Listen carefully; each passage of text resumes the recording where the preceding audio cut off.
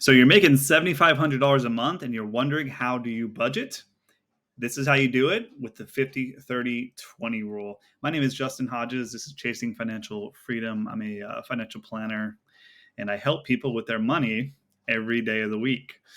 So what we're going to do here in a general sense, and remember, everyone lives in different cities, and this is going to be different for you if you live in San Diego versus Albuquerque, essentially. But this is a general rule on budgeting. And we know budgeting is not fun, but this is kind of what you need to align with.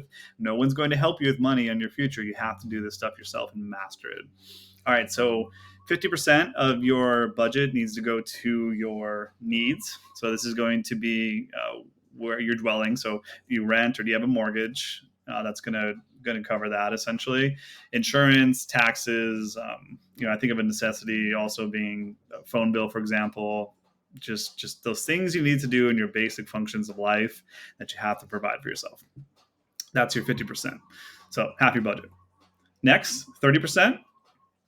This is actually going to be your wants. So that's carved out a pretty healthy amount. It's good to have balance when it comes to your money.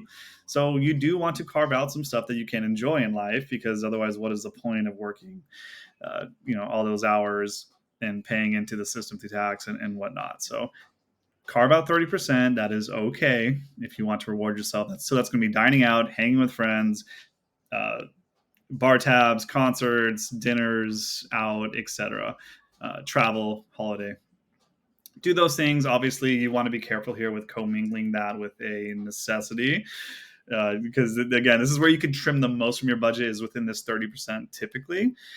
We don't want you being miserable necessarily in life and not doing anything you enjoy, but it is important to have balance. So enjoy what you can enjoy here. Just, you don't want to let that lifestyle creep beyond that 30%. Honestly, even as you start to make more money and as you start to accrue more wealth, you have to manage this part of it responsibly.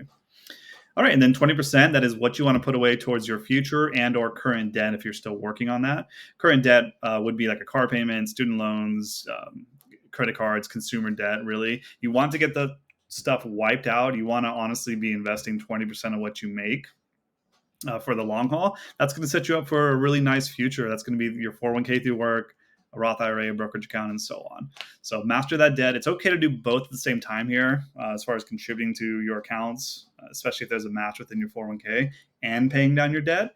But again, you want to get that debt knocked out. You don't want to be in that cycle of paying down debt constantly. You want to be investing instead. So on a $7,500 a month budget, half of that is $3,750. That goes towards your needs. So again, all your fixed costs essentially of living. 30% is $2,250. That is your budget for your wants and enjoyment per month. And then you need to be aiming to put about $1,500 towards your future, so your retirement contributions and any debts existing. That's pretty healthy when you're making this money, again, depending where you live in the country, obviously. This is starting to get into the range of higher income does help cover a lot of this stuff and provide more enjoyment. So sure, search out higher income. We want you making more, obviously, but this is a good amount. And remember, everyone's scenario is different here, so you can slide these around a little bit. If you have excessive debt above and beyond what would be normal, you may want to apply some of these wants in that 30% column towards your debt instead, and start to retire that debt and conquer it. That's going to free you up more to invest more. If you've already done that and you're making more, fantastic. What we're going to do is start shifting up your 20% into a higher realm there of investing for yourself. Maybe get you to retirement earlier. That's one of the perks of it. My name is Justin. This is Chasing Financial Freedom. Make sure to like, subscribe, share me with your friends too. Again, I'm a financial planner. I run my own firm, and I help everyday people just like you master their money.